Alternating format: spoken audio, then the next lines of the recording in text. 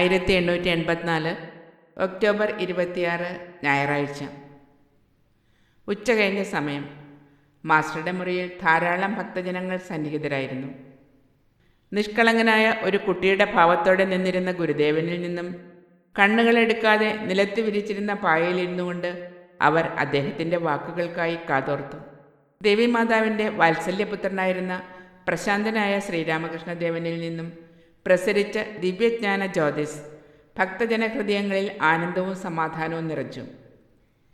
അവരുടെ മുഖകമലങ്ങളിൽ ശാന്തിയും സന്തോഷവും സുഖവും പ്രതിഫലിച്ചു. മാസ്റ്റർ മനോമോഹനെ നോക്കിക്കൊണ്ട് പറഞ്ഞു, എല്ലാ വസ്തുക്കളിലും ഞാൻ രാമനെ കാണുന്നു. നിങ്ങൾ എല്ലാവരും ഇവിടെ ഇരിക്കുന്നു. എന്നാൽ എൻ്റെ മുമ്പിൽ രാമൻ മാത്രമേ ഉള്ളൂ. മനോമോഹൻ: ശരിയാണ് സാർ, രാമനാണ് എല്ലാമായത്. എന്നാൽ അങ്ങ് പറയുന്നത് പോലെ എല്ലാ വെള്ളവും നാരായണനാണെങ്കിലും കുറച്ച് വെള്ളം കുടിക്കാൻ യോഗ്യമാണ്. കുറച്ച് കൈയും മുഖവും കഴുകാനും വേറെ കുറച്ച് പാത്രങ്ങളും വസ്ത്രങ്ങളും വൃത്തിയാക്കാനും മാത്രം ഉപയോഗിക്കുന്നതുമാണ്. മാസ്റ്റർ തൻ്റെ കട്ടിലിന് സമീപമുള്ള ചെറിയ സോഫയിൽ ഇരുന്നു കൊണ്ട് തുടർന്നു. അത് സത്യമാണ്. പക്ഷേ പ്രപഞ്ചവും അതിലെ ജീവജാലങ്ങളും എല്ലാം ആയിത്തീർന്നത് ദൈവം തന്നെയാണെന്ന് ഞാൻ കാണുന്നു. ഞാൻ സത്യം മാത്രമേ പറയൂ എന്ന കാര്യത്തിൽ ഒരു സംശയവുമില്ല. എന്നാൽ ഞാൻ വിചാരിക്കുന്നതെല്ലാം സത്യമായി തീരുക എന്നത് ശരിയായ കാര്യമാണോ? ഒരിക്കൽ ഞാൻ കഴിക്കില്ല എന്ന് പറഞ്ഞാൽ എനിക്ക് എത്ര വിശന്നാലും ഭക്ഷണം കഴിക്കാൻ കഴിയുന്നില്ല. ഞാൻ ഒരാളോട് എനിക്ക് കുറച്ച് വെള്ളം കൊണ്ടുവന്ന് തരൂ എന്ന് പറഞ്ഞാൽ അവന് മാത്രമേ അത് കൊണ്ടുവരാനാവൂ. മറ്റൊരാൾ അത് കൊണ്ടുവന്നാൽ തിരിച്ചു കൊണ്ടുപോകേണ്ടതായി വരുന്നു. ഞാൻ എന്തൊരു കഷ്ടത്തിലാണ്! ഇതിനുള്ള പരിഹാരം എന്തെന്ന് അറിയുന്നില്ല. അതുമല്ലാതെ എനിക്ക് ഭക്ഷണമോ മറ്റൊന്നും എടുത്തുകൊണ്ട് കൂടെ കൊണ്ടുപോകാനും കഴിയുന്നില്ല. പിന്നീട് ഉപയോഗിക്കാനുള്ള ഒരു സാധനവും എടുക്കാൻ കഴിയുന്നില്ല. ഒരു ഭക്തൻ ചോദിച്ചു, സർ, നിങ്ങൾ സമാധിയിലേക്ക് പോവുകയും പരമാനന്ദം അനുഭവിക്കുകയും ചെയ്യുന്നുവെന്ന് ഞങ്ങൾ കേൾക്കുന്നു. എന്തുകൊണ്ടാണ് നിങ്ങൾ ആ മാനസികാവസ്ഥയിലേക്ക് എത്തുന്നത് എന്ന് ദയവായി വിശദീകരിക്കൂ. മാസ്റ്റർ: രാധ ഇടയ്ക്കിടെ മഹാഭാവ അവസ്ഥയിൽ എത്തുമായിരുന്നു. അവൾ ആ അവസ്ഥയിലായിരിക്കുമ്പോൾ അവളുടെ സഖിമാരിൽ ആരെങ്കിലും അവളെ തൊടാൻ ആഗ്രഹിച്ചാൽ മറ്റൊരാൾ പറയും, ദയവായി ശ്രീകൃഷ്ണൻ വസിക്കുന്ന ആ ശരീരത്തിൽ തൊടരുത്. അവൾ കൃഷ്ണ സാക്ഷാത്കാരത്തിൻ്റെ പരമാനന്ദം അനുഭവിക്കുകയാണ്. ഈശ്വര സാക്ഷാത്കാരമില്ലാതെ ഒരാൾക്ക് ഭാവമോ മഹാഭാവമോ അവസ്ഥ അനുഭവിക്കാൻ കഴിയുകയില്ല. ഒരു മത്സ്യം വലിയ ആഴത്തിൽ നിന്നും ഉയർന്നു വരുമ്പോൾ നിങ്ങൾ ജലത്തിൻ്റെ ഉപരിതലത്തിൽ ഒരു ചലനം കാണുന്നു.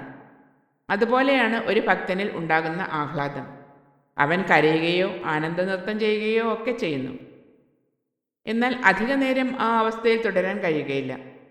എപ്പോഴും കണ്ണാടിക്ക് മുമ്പിലിരുന്ന് അവനവൻ്റെ തന്നെ മുഖം വീക്ഷിച്ചുകൊണ്ടിരുന്നാലുള്ള അവസ്ഥ പോലെയാകും അത്. ഭക്തൻ: സർ, നിങ്ങൾ ദൈവത്തെ കാണുന്നു എന്ന് ആളുകൾ പറയുന്നു.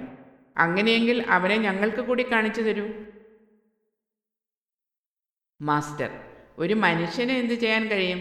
എല്ലാം ദൈവഹിതത്തെ ആശ്രയിച്ചിരിക്കുന്നു. ജപിക്കുകയോ ധ്യാനിക്കുകയോ ചെയ്യുമ്പോൾ ചിലപ്പോൾ കണ്ണുനീർ ഒഴുകുന്നു. ചില ദിവസങ്ങളിൽ എനിക്ക് ആന്തരികമായ ഉണർവ് അനുഭവപ്പെടുന്നു. ചിലപ്പോൾ ഒന്നും തോന്നുകയുമില്ല. മനുഷ്യൻ പരിശ്രമിക്കണം, എങ്കിൽ മാത്രമേ അവന് ദൈവത്തെ കാണാൻ കഴിയൂ. ഒരു ദിവസം എനിക്ക് കമർപുക്കൂറിലെ തടാകത്തിൻ്റെ ഹൽദാർ പുക്കൂറിൻ്റെ ദർശനം ലഭിച്ചു. ഒരു താഴ്ന്ന ജാതിക്കാരനായ ഗ്രാമീണൻ തടാകത്തിലെ പായൽ വീണ്ടും വീണ്ടും തള്ളി മാറ്റി വെള്ളം കൈക്കുമ്പിളിൽ കോരിയെടുക്കുന്നത് ഞാൻ കണ്ടു. ഇടയ്ക്കിടെ അവൻ തൻ്റെ കൈക്കുമ്പിളിലെ വെള്ളത്തിൽ പായൽ ഉണ്ടോ എന്ന് പരിശോധിക്കുന്നുണ്ടായിരുന്നു. എനിക്ക് മനസ്സിലായി, മാലിന്യം നീക്കം ചെയ്താൽ മാത്രമേ തടാകത്തിൽ നിന്നും ജലം ലഭിക്കുകയുള്ളൂ. അതുപോലെ ഈശ്വര സാക്ഷാത്കാരത്തിനായി ഒരുവൻ പരിശ്രമിക്കേണ്ടതുണ്ട്. പരിശ്രമം എന്നാൽ ധ്യാനം, ജപം തുടങ്ങിയവയാണ്. ദൈവനാമവും മഹത്വവും ജപിക്കുന്നതും പരിശ്രമമാണ്. ദാനധർമ്മം, ത്യാഗം തുടങ്ങിയവയും നല്ലതാണ്. വെണ്ണ വേണമെങ്കിൽ പാൽ തൈരാക്കി മാറ്റണം. അത് ശാന്തമായ സ്ഥലത്ത് സൂക്ഷിക്കണം. കടഞ്ഞെടുക്കുകയും വേണം. മഹിമാചരൻ: അത് ശരിയാണ് സർ. ജോലി തീർച്ചയായും ആവശ്യമാണ്. കഠിനാധ്വാനവും ചെയ്യണം. വായിക്കാൻ ധാരാളമുണ്ട്. വേദങ്ങൾ അനന്തമാണ്. മാസ്റ്റർ: നിങ്ങൾക്ക് എത്രമാത്രം വേദഗ്രന്ഥങ്ങൾ വായിക്കാൻ കഴിയും? കേവലം ന്യായവാദം കൊണ്ട് എന്ത് ലഭിക്കും? മറ്റെന്തിനേക്കാളും മുമ്പ് ഈശ്വരനെ സാക്ഷാത്കരിക്കാൻ ശ്രമിക്കുക. ഗുരുവിൻ്റെ വാക്കുകളിൽ വിശ്വസിച്ച് പ്രവർത്തിക്കുക. നിങ്ങൾക്ക് ഒരു ഗുരുവിനെ പ്രാപ്തമായിട്ടില്ല എങ്കിൽ ഈശ്വരനെ തന്നെ ഗുരുവായി കണ്ടുകൊണ്ട് പ്രാർത്ഥിക്കുക. അവൻ തന്നെയാണ് ഏറ്റവും മഹാനായ ഗുരു. നിങ്ങൾ എങ്ങനെയാണ് പ്രവർത്തിക്കേണ്ടതെന്ന് അവൻ നിങ്ങളെ അറിയിച്ചു തരും. പുസ്തകങ്ങളിൽ നിന്ന് നിങ്ങൾ ദൈവത്തെക്കുറിച്ച് എന്താണ് പഠിക്കുക? അങ്ങാടിയിൽ ദൂരെ നിന്നാൽ അവ്യക്തമായ ഒരു ശബ്ദകോലാഹലം മാത്രമേ കേൾക്കൂ. നിങ്ങൾ അതിന് സമീപമെത്തുമ്പോൾ എല്ലാം വ്യക്തമായി കേൾക്കുകയും കാണുകയും ചെയ്യുന്നു. അപ്പോൾ നിങ്ങളോട് ഇതാ ഉരുളക്കിഴങ്ങുകൾ എടുത്തുകൊള്ളൂ, എനിക്ക് പണം തരൂ എന്നും മറ്റും കച്ചവടക്കാർ പറയുന്നതും കേൾക്കാം. ദൂരെ നിന്ന് കടലിൻ്റെ മുഴക്കം മാത്രമേ കേൾക്കൂ. അതിനടുത്ത് ചെല്ലുമ്പോൾ അനേകം ബോട്ടുകൾ സഞ്ചരിക്കുന്നതും പക്ഷികൾ പറക്കുന്നതും തിരമാലകൾ ഉയരുന്നതും കാണാം. പുസ്തകത്തിൽ നിന്ന് ഒരാൾക്ക് ദൈവത്തെക്കുറിച്ചുള്ള യഥാർത്ഥ അനുഭവം ലഭിക്കുന്നില്ല. ഈ അനുഭവം വളരെ വ്യത്യസ്തമാണ്. പുസ്തകങ്ങളും ഗ്രന്ഥങ്ങളും ശാസ്ത്രങ്ങളും ഈശ്വര സാക്ഷാത്കാരത്തിന് ശേഷം ഉണങ്ങിയ പുല്ലും വൈക്കോലും പോലെ ആയി തോന്നുന്നു. വീടിൻ്റെ യജമാനെ പരിചയപ്പെടുക എന്നതാണ് കാര്യം. യജമാനൻ്റെ കൈവശം എത്ര വീടുകളും പൂന്തോട്ടങ്ങളും എത്ര ജോലിക്കാരും പാറാവുകാരും ഉണ്ടെന്ന് മുൻകൂട്ടി അറിയാൻ ഉത്കണ്ഠപ്പെടുന്നത് എന്തിനാണ്? അവയെ സമീപിക്കാൻ പോലും വീട്ടിലെ വേലക്കാർ നിങ്ങളെ അനുവദിക്കുകയില്ല. അവരുടെ യജമാനൻ്റെ നിക്ഷേപങ്ങളെക്കുറിച്ച് അവർ നിങ്ങളോട് പറയുകയുമില്ല. അതിനാൽ നിങ്ങൾക്ക് വേലി ചാടേണ്ടി വന്നാലും അല്ലെങ്കിൽ സേവകരിൽ നിന്ന് കുറച്ച് പീഡകൾ ഏൽക്കേണ്ടി വന്നാലും എങ്ങനെയെങ്കിലും യജമാനെ പരിചയപ്പെടുക. അപ്പോൾ പിന്നെ യജമാനൻ തന്നെ അവൻ്റെ വീടുകൾ, പൂന്തോട്ടങ്ങൾ, സുരക്ഷാ സംവിധാനങ്ങൾ എന്നിവയെല്ലാം നിങ്ങളോട് പറയും.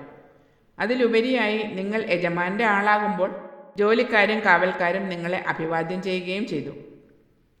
എല്ലാവരും ചിരിച്ചു. ഒരു ഭക്തൻ ചോദിച്ചു, ഇപ്പോൾ ചോദ്യം ഇതാണ് സർ, യജമാനനെ എങ്ങനെ പരിചയപ്പെടാം? മാസ്റ്റർ: അതുകൊണ്ടാണ് പ്രവൃത്തി ആവശ്യമാണ് എന്ന് ഞാൻ പറയുന്നത്. ദൈവം ഉണ്ടെന്ന് പറഞ്ഞതുകൊണ്ട് നിങ്ങളുടെ സമയം വെറുതെ കളയാൻ പാടില്ല. ഒരു കഥ കേൾക്കൂ. ഒരു കുടുംബത്തിൽ ഒരാൾ രോഗബാധിതനായി ഗുരുതരാവസ്ഥയിൽ മരണാസന്നനായി കിടക്കുന്നു. ഒരു ബന്ധു വന്നു പറഞ്ഞു, ഒരു പ്രതിവിധിയുണ്ട്. സ്വാതി നക്ഷത്രം ഉദിച്ചു നിൽക്കുമ്പോൾ മഴ പെയ്യണം. ഒരു മനുഷ്യ തലയോട്ടിയിൽ ആ മഴത്തുള്ളികൾ കുറച്ച് ശേഖരിക്കുകയും വേണം. ഒരു തവളയെ ഒരു പാമ്പ് ഓടിച്ചു കൊണ്ടുവരണം. തലയോട്ടിക്ക് സമീപം എത്തിയ പാമ്പ് തവളയെ കടിക്കാനൊരുങ്ങുമ്പോൾ തവള തലയോട്ടിക്ക് മുകളിലൂടെ ചാടുകയും പാമ്പിൻ്റെ വിഷം തലയോട്ടിയിലെ വെള്ളത്തിൽ വീഴുകയും വേണം. ഈ വിഷത്തിൽ നിന്നും ഒരു മരുന്ന് തയ്യാറാക്കി രോഗിക്ക് നൽകണം.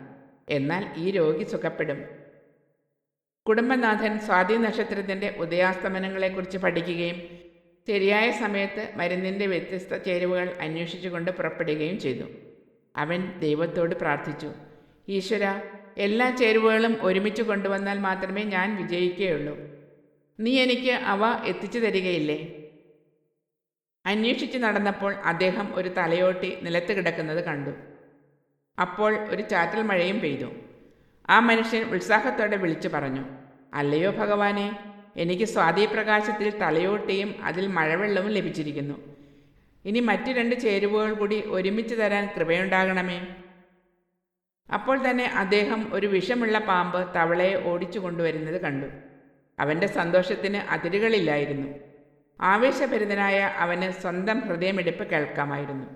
അവൻ ഈശ്വരനെ വിളിച്ച് കരഞ്ഞുകൊണ്ട് പ്രാർത്ഥിച്ചു. തലയോട്ടിക്ക് സമീപം എത്തിയ പാമ്പ് തവളയെ കടിക്കാനൊരുങ്ങുമ്പോൾ തവള തലയോട്ടിക്ക് മുകളിലൂടെ ചാടി. പാമ്പിൻ്റെ വിഷം വെള്ളത്തിൽ വീഴുകയും ചെയ്തു. ഉത്സാഹിയായ ആ മനുഷ്യൻ സന്തോഷത്തിൽ കൈകൊട്ടി നൃത്തം ചെയ്തുകൊണ്ട് ആ മരുന്നുമായി മടങ്ങി. അതിനാൽ ഞാൻ പറയുന്നു, തീവ്രമായ ആഗ്രഹവും ഫലപ്രാപ്തിയിൽ വിശ്വാസവുമുള്ള ഒരാൾക്ക് എല്ലാം ലഭിക്കുന്നു, എത്ര വിഷമകരമാണെങ്കിലും. ഒന്നും ചെയ്യാതിരുന്നാൽ എന്തു നേടും? ഹൽദാർപുക്കൂറിൽ വലിയ മത്സ്യങ്ങളുണ്ട്. തീരത്തെ വെറുതെ ഇരുന്നത് കൊണ്ട് നിങ്ങൾക്ക് അവരെ പിടിക്കാൻ കഴിയുമോ? ഒരു ചൂണ്ട തയ്യാറാക്കി തടാകത്തിലേക്ക് എറിയണം. അപ്പോൾ ആഴത്തിലുള്ള വെള്ളത്തിൽ നിന്നും മത്സ്യങ്ങൾ വരും. നിങ്ങൾക്ക് വെള്ളമിളകുന്നത് കാണാം. അത് നിങ്ങളെ സന്തോഷിപ്പിക്കും. ഒരുപക്ഷെ ഒരു മത്സ്യം തെറിച്ച് ചാടുകയും ചെയ്യും. നിങ്ങളുടെ ചൂണ്ട അതിനെ വിഴുങ്ങുകയും ചെയ്തേക്കാം. ഈ കാഴ്ചകളെല്ലാം നിങ്ങൾക്ക് സന്തോഷം തരുന്നതാണ്. മാസ്റ്റർ മഹിമയോടായി പറഞ്ഞു, എന്തൊരു കഷ്ടമാണിത്. ഒരു മനുഷ്യന് ദൈവത്തെ കാണിക്കാൻ വേറൊരാൾ വേണം. അവൻ സദാസമയം നിസ്സംഗനായി ഇരുന്നു കൊള്ളും. ആരെങ്കിലും വെണ്ണയുണ്ടാക്കി അവൻ്റെ വായിൽ വെച്ചു കൊടുക്കണം. മഹിമാചരൻ: ഏത് പ്രവൃത്തി കൊണ്ടാണ് ഒരാൾക്ക് ദൈവത്തെ സാക്ഷാത്കരിക്കാൻ കഴിയുക? ദൈവത്തെ പ്രാപിക്കാൻ ഒരു മനുഷ്യന് ചില അനുകൂല സാഹചര്യങ്ങൾ ഉണ്ടായിരിക്കണം. സത്സംഗം, വിവേചനം, ഒരു യഥാർത്ഥ ഗുരുവിൻ്റെ അനുഗ്രഹം, ഇവയെല്ലാം. ഒരുപക്ഷെ അവന് കുടുംബത്തിൻ്റെ ഉത്തരവാദിത്തം ഏറ്റെടുക്കേണ്ടതില്ലായിരിക്കാം. അവൻ്റെ ഭാര്യ ആത്മീയ ഗുണങ്ങളുള്ളവളും വളരെ സദ്ഗുണസമ്പന്നയുമായിരിക്കാം. ചിലപ്പോൾ അവൻ വിവാഹിതനുമല്ലായിരിക്കാം. നിങ്ങൾ ഒരു ഗൃഹനാഥനാണ്. അതിനാൽ നിങ്ങൾ ഇതിലും അതിലും മുറുകെ പിടിക്കണം, ലോകത്തോടും ദൈവത്തോടും. മഹിമ: അത് മുറുകെ പിടിക്കുന്ന ഒരാൾക്ക് ഇതും പിടിക്കാൻ കഴിയുമോ? മാസ്റ്റർ: ഒരിക്കൽ പഞ്ചവടിക്ക് സമീപം ഗംഗാതീരത്ത് ഇരിക്കുകയായിരുന്നു ഞാൻ. ഒരു കൈയിൽ 1 രൂപയും മറ്റേ കൈയിൽ കളിമണ്ണും പിടിച്ച് ഞാൻ വിവേചനം നടത്തി. ഇത് രൂപയാണ്, അത് കളിമണ്ണാണ്. ഇത് കളിമണ്ണാണ്, അത് രൂപയാണ്. കളിമണ്ണ് യഥാർത്ഥത്തിൽ രൂപയാണ്. ഇങ്ങനെ ചിന്തിച്ചുകൊണ്ട് ഞാൻ രൂപ നദിയിലേക്ക് എറിഞ്ഞു കളഞ്ഞു. പക്ഷെ അപ്പോൾ തന്നെ എനിക്ക് അല്പം ഭയം തോന്നി. ഭാഗ്യദേവതയെ അപമാനിക്കുകയോ അവളെ ഉപേക്ഷിക്കുകയോ? ഇനി അവളെനിക്ക് ഭക്ഷണം തന്നില്ലെങ്കിൽ ഞാൻ എന്തു ചെയ്യും? പിന്നെ ഞാൻ ഹസ്രയെപ്പോലെ ഒരു സൂത്രം പ്രയോഗിച്ചു. ഞാൻ ദേവിയോട് പറഞ്ഞു, അമ്മേ, നീ എൻ്റെ ഹൃദയത്തിൽ വസിക്കട്ടെ. ഒരിക്കൽ ദേവി മാതാവ് ഒരു മനുഷ്യൻ്റെ തപസ്സുകളിൽ സന്തുഷ്ടനായി അവനോട് പറഞ്ഞു, നിനക്ക് എന്നോടൊരു വരം ചോദിക്കാം.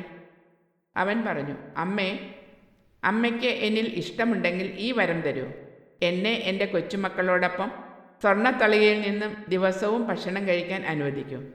ഇപ്പോൾ നോക്കൂ, ഒരു അനുഗ്രഹത്തിൽ മനുഷ്യന് എല്ലാം ലഭിച്ചു: പേരക്കുട്ടികൾ, സമ്പത്ത്, എല്ലാം. നിങ്ങൾ മാനസികമായി തിരിക്കണം. ഗൃഹനാഥൻ്റെ ജീവിതം ഒരു വൈരാഗിയുടേതാകണം. മഹിമ: ഒരിക്കൽ ദൈവത്തിലേക്ക് തിരിഞ്ഞാൽ മനുഷ്യന് ലോകത്ത് ജീവിക്കാൻ കഴിയുമോ? മാസ്റ്റർ: എന്തുകൊണ്ടില്ല? അവൻ ഈ ലോകത്തിൽ നിന്ന് എങ്ങോട്ട് പോകാനാണ്? ഞാൻ എവിടെ ജീവിച്ചാലും ഞാൻ എപ്പോഴും രാമൻ്റെ അയോധ്യയിലാണ് എന്ന ചിന്തയാണ് വേണ്ടത്. ഈ ലോകം മുഴുവൻ രാമൻ്റെ അയോധ്യയാണ്. കൊടുങ്കാറ്റിൽ വീണുകിടക്കുന്ന ഇലകൾ പോലെ ലോകത്ത് ജീവിക്കുക. ഇലകൾ ചിലപ്പോൾ വീടിനുള്ളിൽ വീഴും, ചിലപ്പോൾ ചപ്പുചവറുകളിൽ വീഴുന്നു. കാറ്റ് വീശുന്നിടത്തെല്ലാം ഇലകൾ പോകുന്നു. ചിലപ്പോൾ നല്ല സ്ഥലത്തും ചിലപ്പോൾ ചീത്ത സ്ഥലത്തുമാകാം. ദൈവം നിങ്ങളെ ഈ ലോകത്തേക്ക് കൊണ്ടുവന്നിരിക്കുന്നു. അതിൽ നിങ്ങൾക്ക് എന്തു ചെയ്യാൻ കഴിയും? എല്ലാം അവന് സമർപ്പിക്കുക. സ്വയം അവൻ്റെ പാദങ്ങളിൽ സമർപ്പിക്കുക. അവൻ എവിടെയാണോ നിങ്ങളെ നിർത്തിയിരിക്കുന്നത് അവിടെ സുഖമായി ഇരിക്കൂ. പിന്നെ ആശയക്കുഴപ്പമുണ്ടാകുന്നില്ല. എല്ലാം ചെയ്യുന്നത് ദൈവമാണെന്ന് നിങ്ങൾക്ക് മനസ്സിലാകും. എല്ലാം രാമൻ്റെ ഇഷ്ടം.